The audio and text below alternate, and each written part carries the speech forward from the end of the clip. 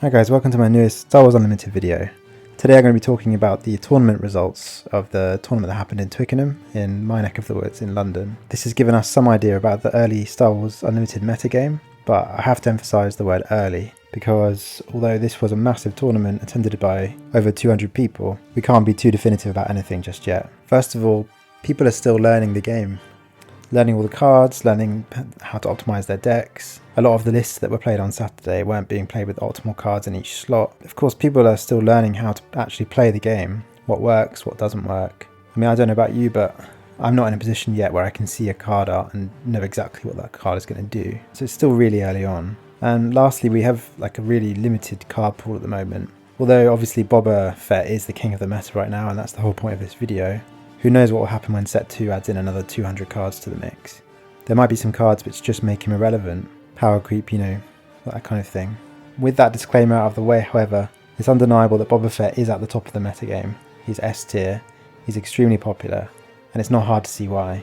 Let's take a look at a typical Boba Green list from Saturday's tournament.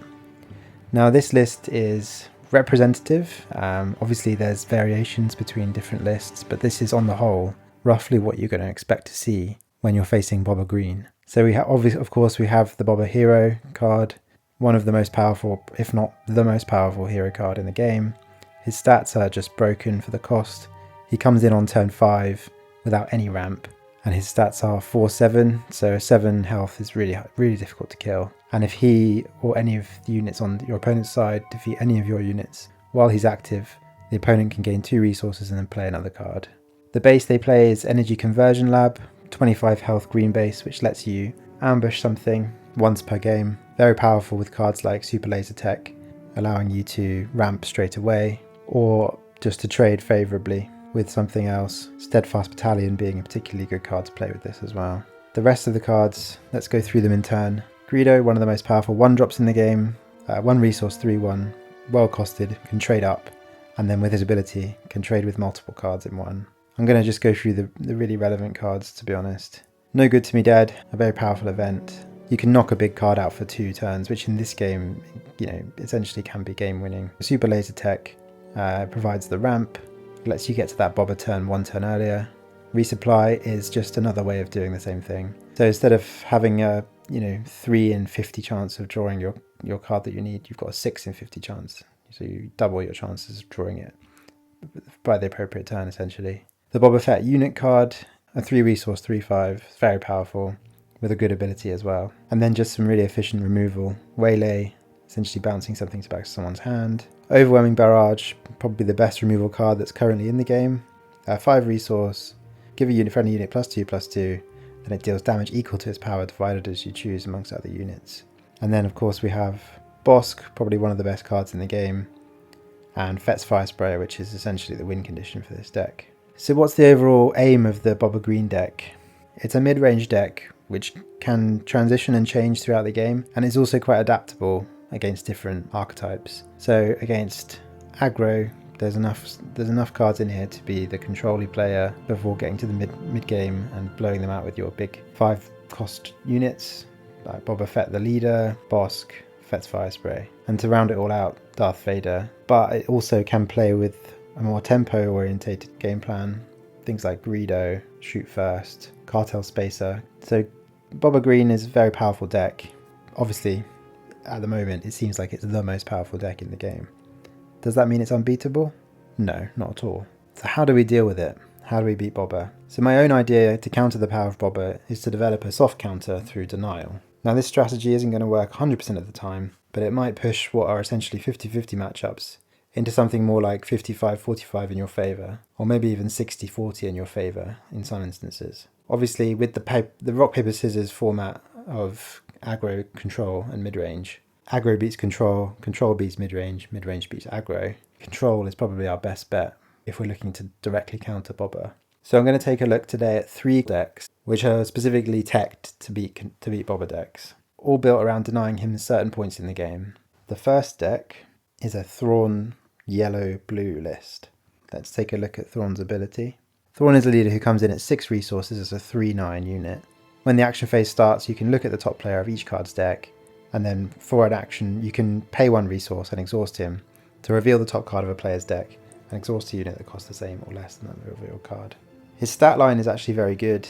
Coming in at a 3/9, it's quite difficult to kill Thrawn once he comes down. However, as you're going to see in this deck, we don't really want to be bringing him in as a unit that often. So let's take a look at the deck list in a bit more detail.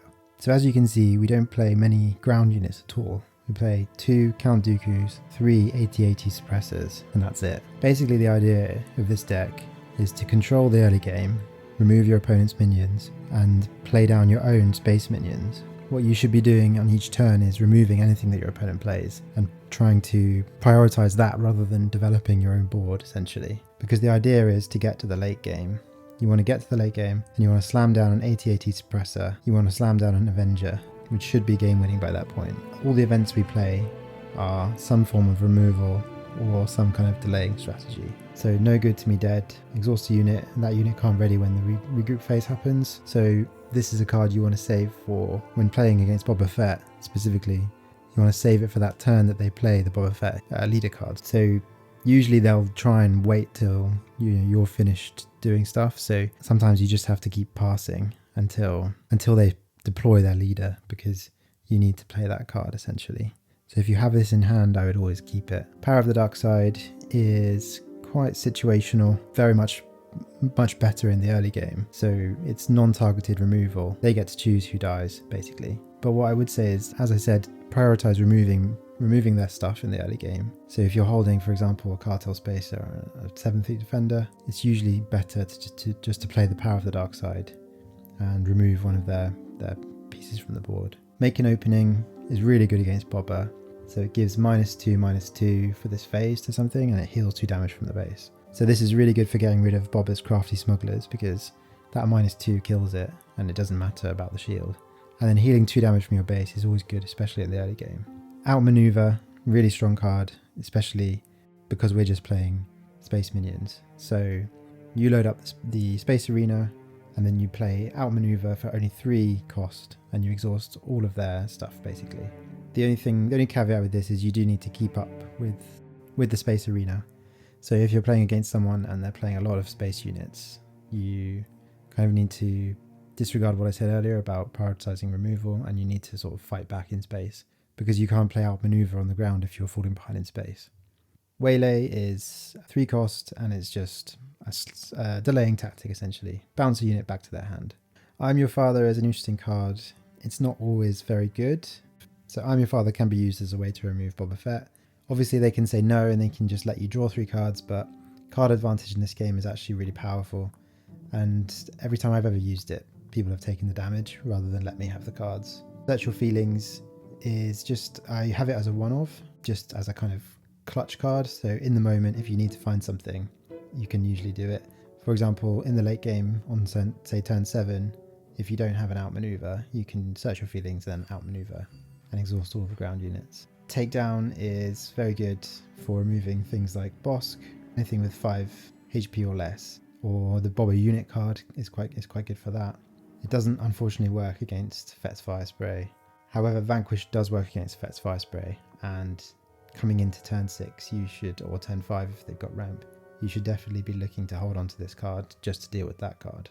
And then Super Laser Blast is your kind of get out of jail free card basically. Defeat all units. We play 3 of them because it's just so important.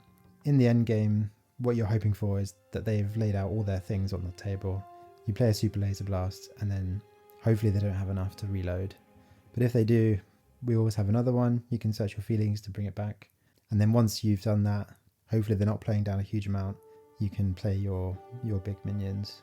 And then there's one upgrade in the deck, Entrenched. And this is probably one of the most important cards in the deck. So we're not playing this on our own minions, we're playing it on the opponent's things. And you really have to choose what you play it on carefully. Don't waste it. It needs to go on the enemy's leader, so Boba Fett, or the enemy's biggest thing. Preferably not something in the space arena, because that's how we need to win the game, is through the space arena. So, something like Obi-Wan Kenobi or Chewbacca in any other game, but in this game against Boba Fett, it's usually going on Boba Fett the leader. And because we're not playing any ground units at all, well, apart from a few, but we don't really care if they survive or not. Once it goes on Boba, he's essentially neutered. There's nothing he can do. I've played a game against Boba Fett with this deck, and Boba, the leader, was completely, once he'd come down on turn 5, he was just out of the game for the rest of the game because of entrenched, and there was nothing the opponent could do about it. It's very strong. Just to go through the units, so mostly space units, we have Cartel Spacer, and again, it's a unit, it does 2 damage, but it also is a delaying tactic, because if you play it right, you can exhaust an enemy unit. 7th Fleet Defender, just a very strong card, difficult for your opponent to remove in one go because of the shield.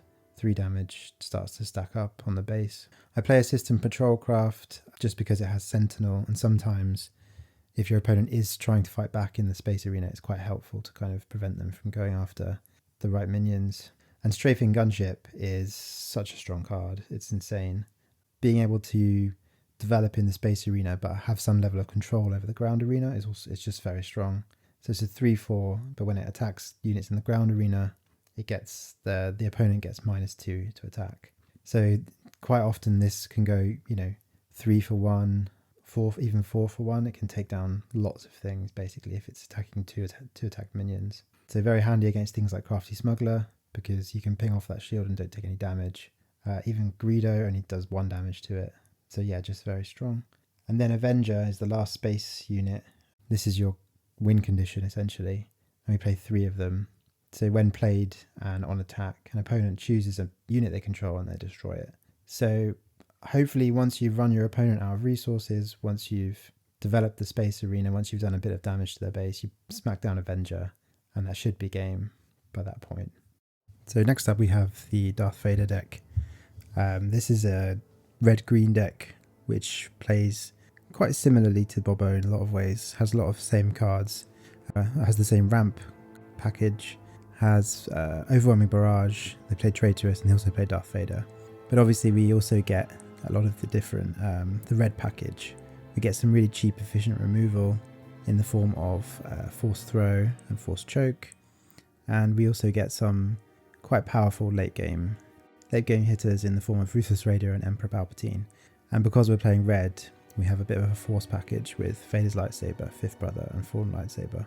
And we get access to Darth Vader as a leader, which is, he's obviously one of the most powerful leaders in the game, despite the fact, he's obviously very expensive, but because we play this ramp package, we can bring him out as early as turn 5, I think.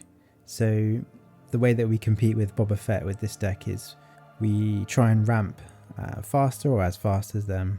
We try and control the board through our cheap removal, Force Throw, Force Choke, Open Fire, Imperial Interceptor, and Overwhelming Barrage. And then in the late game, we play down Vader, we play down Palpatine, and we overwhelm them with our stronger late game, basically. So let's take a look at a little bit at each card a bit closer. So if I zoom in here, so Death Star Stormtrooper is the same stats as Greedo, just without the ability. Very good turn 1 play, especially in combination with Darth Vader's ability. Lets us use his ability on something. Force Throw is very cheap removal. You do need to have a force unit in hand.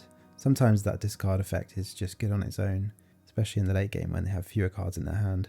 But in the early game, it's preferable to play this alongside Fifth Brother. TIE Fighter just lets us cheaply fight in space, basically. 1 cost, 2/1. Not much more to say about that, really. Seasoned Shore Trooper is a very good card in these decks, in both Boba and Darth Vader decks, because it allows us to compete early game in terms of tempo, but then later on it becomes a sort of threat on its own right, because once we have 6 more resources, and as we have a ramp package, we get to that 6 resources quite quickly. It becomes a 2 cost 4/3. So especially with Darth Vader, the unit card, bringing this down as a 4/3 for 2 is very powerful. I forgot to say that about both Death Star Stormtrooper and TIE Fighter. The fact that they're both 1 cost is really good, because with Darth Vader, you can kind of slot them in alongside other things. Alongside a Viper Probe Droid or a Seasoned Shore Trooper, you can kind of also slot in a 1 cost minion as well. Very strong. Darth Vader's Lightsaber, so obviously much better on Darth Vader, but can go on Fifth Brother as well and make him quite a large threat. So it's a 2 cost +3/+1. So played on Fifth Brother, he becomes a 5/5. So yeah, very powerful card. Force Choke, just some cheap removal. It's actually pretty well costed at 2, but if you control Fifth Brother or another Force user, which we do have in these decks, it can be a 1 cost 5 damage, and you don't really care about the opponent drawing the card, to be honest. So in terms of facing Boba, this is really good to remove Boba the unit card in the early game, because he does come down pretty early. As I mentioned, we have the same ramp package as Boba Fett, so we can try and keep up with them in terms of resources, maybe even get ahead of them a little bit. Viper Probe Droid is just a really well statted minion, so 2 cost 3/2, and it gives you some information about your opponent's hand. I think in a vacuum this card isn't great, and if there was a bigger set of cards, this probably wouldn't be played in this deck, but the information is quite nice and the stats are pretty good for its cost. So Super Laser Tech and Resupply I'll just talk about together quickly because we've already kind of discussed them. This is just your ramp package. This helps you keep up with Boba decks. And helps you get to those sort of big late game cards quicker. These are kind of a necessity, really. Fifth Brother is very strong for good stats for his cost. It's difficult to kill him with 4 health, and the fact that he's a Force user in this deck is really good because it synergizes well with Force Choke and Force Throw, and it also synergizes very well with Fallen Lightsaber as well, as we'll see. So yeah, Fallen Lightsaber lets us put it on Fifth Brother. In fact, nearly any unit that we play this on will have Force in this deck, and it lets you deal 1 point of damage to all of the ground units of your opponent when you attack. So yeah, it's very strong. It's +3/+3, so it makes Fifth Brother a 5/7. So something very strong indeed. Open Fire is a 3 cost, deal 4 damage to a unit. So in terms of damage to health ratio, it's not that effective against most of the units in Boba's deck, but alongside Vader's ability and Fallen Lightsaber's ability to be able to do 1 damage to and Fifth Brother's ability as well, actually, to be able to do 1 sort of random damage to opponents and then finish them off with Open Fire is quite powerful. So coming down to Imperial Interceptor, this is a 4 cost 3/2 space unit, which when played may deal 3 damage to a space unit.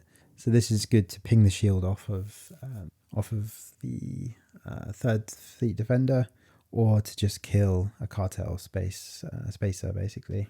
And then we've already talked about all of these cards, but they're all just really powerful for their cost. And then Emperor Palpatine is kind of your late game finisher alongside Darth Vader, really. You play Darth Vader, they try and deal with that, and then you slam down Emperor Palpatine on the next turn and it's game winning. So when played, deal 6 damage divided as you choose amongst enemies. So, and then he's also a 6/6 with Overwhelm. So he can be game winning on his own, actually. So that's the Vader deck. So on the whole, what you have with the Darth Vader deck is a strong mid-range deck, much like the Boba deck, but with some stronger late game cards, which hopefully will see you over the line. If you're looking for a deck which has a chance against Boba, maybe 50-50, maybe 55-45, this is a good one for you. And then lastly, we have an Iden red deck using the base Tarkin Town. So what makes Iden quite good as a control hero, or control leader I should say, is her ability. So she can sort of drag the game out a bit longer through her healing, and then when she comes out she's quite annoying to deal with as she has a shield, and that ability becomes essentially a passive. This deck runs a lot of the same cards as the previous deck in terms of the red package. We have Stormtroopers, Force Choke, so cheap removal, Open Fire, Interceptors, the Ruthless Raider, and Emperor Palpatine. But the things it gains obviously are the blue control elements, which are quite a bit different in terms of gameplay and style. So Inferno 4 is just a good card, so it's a 2 cost 2/3 space unit, which when played and when defeated, you can look at the top 2 cards of your deck, put any number of them on the bottom of the deck and the rest on the top in any order. So it's just a good card to let you decide exactly what's coming up next for you. And it's well statted for its cost as a 2/3. Regional Governor is an interesting card which I think was initially slept on, but more people are coming around on it now. It's a 2 cost 1/4, so it's got good stats. When played, name a card. While this unit is in play, opponents can't play the name card. So this is quite powerful at all times of the game, because basically what you can do is just prevent your opponent from doing what they want to do. Especially if you think about in the early game, when you play this down on turn 1, you can just say Boba Fett, for example, the unit, and they can't play that until they've killed this. and your opponent doesn't really want to be sinking 4 damage into a 1 attack minion. And it's not that easy to do 4 damage on turn 1 and turn 2, so this is, quite an annoying card. And then late game, when your opponent's trying to go face to finish you off, you can just play this, and then you can say Darth Vader, for example, and then they just can't play that late game bomb, and they're stuck essentially. Snowtrooper Lieutenant, just a basic statted minion essentially. I think just filling a slot. When there are more cards, I don't think that kind of card will be played in this kind of deck. Death Troopers are very powerful cards, very well worth having. 3 cost, 3/3. When played, deal 2 damage to a friendly ground unit and 2 damage to an enemy ground unit. So when you play this, you do 2 damage to itself if you've got nothing else, and you do 2 damage to another. So against Boba, that can be pinging the shield off a Crafty Smuggler, or killing off a Crafty Smuggler that's already been dealt damage to. Or you can just do 2 damage to their Boba Fett unit to bring it down to 3 health and bring it in range of open fire, that kind of thing. Just very strong, often ends up going 2 for 1 with this ability as well. And then a lot of the events in this deck, as it's a control deck, are very similar to the ones that we were playing in the Thrawn deck. So Power of the Dark Side and Make an Opening. As I discussed earlier, these are both very powerful against Boba, being able to remove things quite cheaply, so Crafty Smugglers with Make an Opening. Power of the Dark Side, in certain circumstances, can be a 3 cost remove something massive, or, early in the game, it can just be to keep up with your opponent in terms of what they're playing. And then we have a bit of a Sentinel package with Cell Block Guard, sort of kind of locking down the ground, and System Patrol Craft locking down the space arenas. Takedown just lets us finish off Boba Fett unit cards the turn after they're played, and Bosk as well, as in the Thrawn deck. Gideon Hask is an interesting unit who I overlooked initially when I started seeing the cards for this game, but having played with him and seen him played against him, he's actually a lot stronger than he looks. So he's a 5 cost 5/5. When an enemy is defeated, give an experience token to a friendly unit, and that can include himself as well. So he often ends up becoming a 6/6, 7/7, 8/8. So unless he's dealt with as soon as possible, he can sort of get out of control and become quite a big threat in his own right. And sometimes your opponent doesn't know that, and they leave him and then they end up losing because of it, basically. And then Count Dooku, who I didn't really talk about earlier, but is just quite a powerful late game card, because he does something when played. He defeats a unit with 4 or less remaining HP, which obviously if you've pinged a bit of damage off of someone like Darth Vader or Boba Fett or Bosk, you can, especially using, he can just get rid of something basically on play, and that's what we want from our late game cards. And then he's also, because he comes in shielded, he's quite annoying to deal with 5 attack at that stage of the game. It is quite a lot. So with the control package of Iden, what you're aiming to do essentially is to make it to the late game. Similar to the Vader deck, really. Keep up with your opponent in the early game, through trading and through some cheap removal. And then in the late game, try and drop your big sort of late game bombs like Gideon, Count Dooku, Palpatine, Rufus Raider, and just kind of outlast them and outplay them in the long run, really.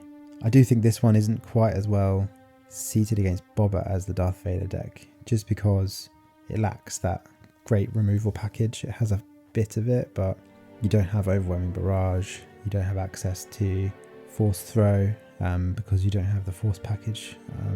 So yeah. So there you have it. That's 3 decks that I think are quite well suited against going against Boba. I don't think, you're not going to get 60-40 win ratios against Boba, because the cards in that deck are just too strong. But what you can do is you can go in with 50-50, and with a bit of skill and a bit of luck, you can maybe come out with the win. This early on in the game, when decks are unoptimized and we've only got a limited card pool, player skill is going to make quite a big difference to the outcome of a lot of games. So obviously it depends on your experience with TCGs in the past, but if you can use one of these decks and learn how to play it, have a lot of practice games, maybe when you go into that tournament you can eke out a win against Boba. The trouble is then you probably won't be attacked against something like Sabine and you'll get rolled over. Unfortunately, that's just the way it goes. So yeah, thanks for watching, and I'll see you next time.